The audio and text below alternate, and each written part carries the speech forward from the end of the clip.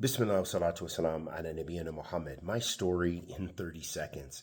First and foremost, I was raised in the church, a church called the Church of Christ. So I'm very familiar with Christian principles and belief and ideology.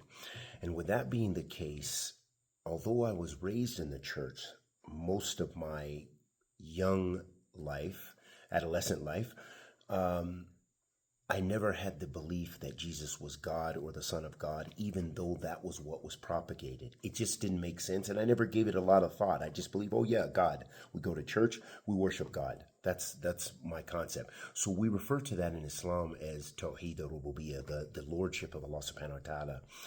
And on my journey, as I became older, as I always had a monotheistic belief that there was only one God and that he should be worshipped, regardless of the lifestyle I led, that when I began to search, especially as I was a musician, a singer, a screamer, a rapper, a stage diver, in my journey, I found, after looking at Buddhism, looking at Hinduism, looking at all these other faiths, self-help movements, all these things going back to the Bible, I did have a copy of a translation of the Quran, and I found light and guidance in that, also from the story of Malcolm X, rahmatullahi alayhi, rahimahullah, tabaraka wa ta'ala.